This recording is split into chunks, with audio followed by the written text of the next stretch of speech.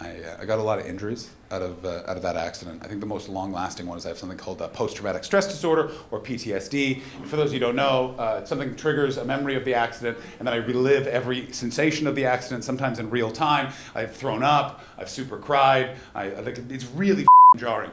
And luckily I'm in therapy for it, and luckily my triggers are very rare things here in Scotland. They're just people, wind, and traffic. It's been a fun month!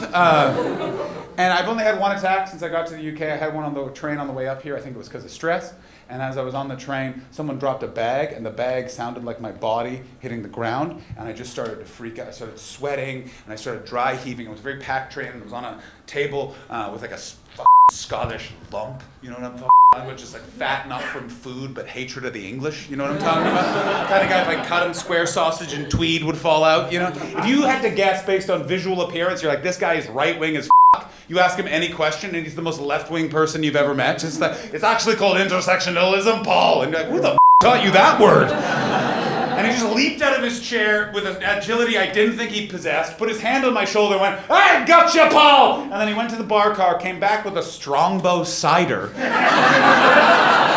it in front of me, motioned for me to drink. I didn't grab it immediately, so he took it back, opened it, necked it, put it back in front of me, went, Glasgow!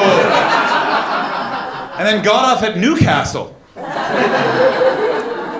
I'm in therapy for my PTSD. It's a somewhat confrontation therapy. Basically what it is I take a skateboard to a skate park, I stand on the skateboard, and I shimmy.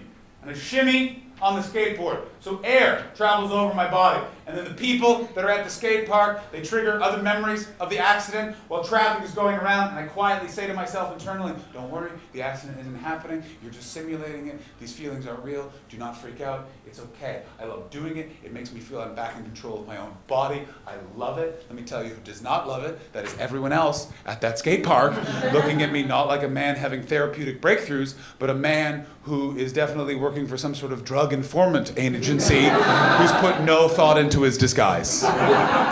Greetings, skateboard chums. Would just love some drugs, by the way.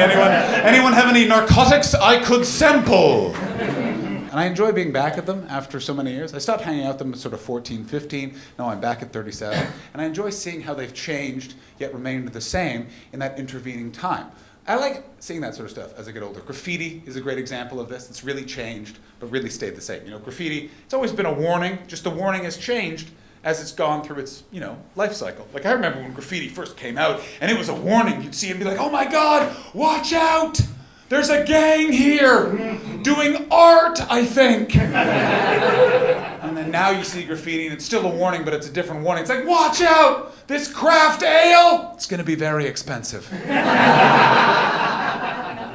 day I'm on the skateboard in the skate park, I'm shimmying, and I don't know if you guys know this about skate parks, they're very cliquey, territorial places. I was in LA where I live, and I skated too close to some California bros, you know what I mean? A Kyle or a Trevor.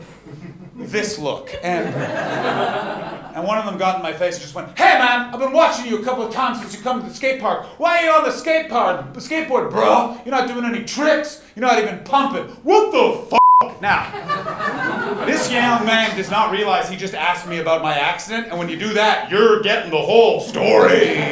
So I went, I'm on the skateboard because I was in a catastrophic bike accident when my handlebar snapped. I landed very hard on the pavement, was almost hit by a bus. My humerus bone was cracked down the middle. It was a straight break, not a jagged break. Why that's important is because if it's a straight break, the bone will not knit together properly, and because that bone is internally vascularized, which means there's a vein running into the bone, if the bone is not knit together properly, I will be susceptible for something called bone death, which means my left arm would have had to be amputated. Luckily, there was surgery. 8 screws were screwed into this bone, and then I waited 2 weeks to find out if the surgery took. Have you ever spent 2 weeks thinking, oh, you better clap, because this might be your last opportunity? Let me tell you, those boys were not prepared for honesty that day, friends, because their response to that was, oh, I thought it was because you were gay. And then his friend hit him on the arm and went, hey, he could still be gay.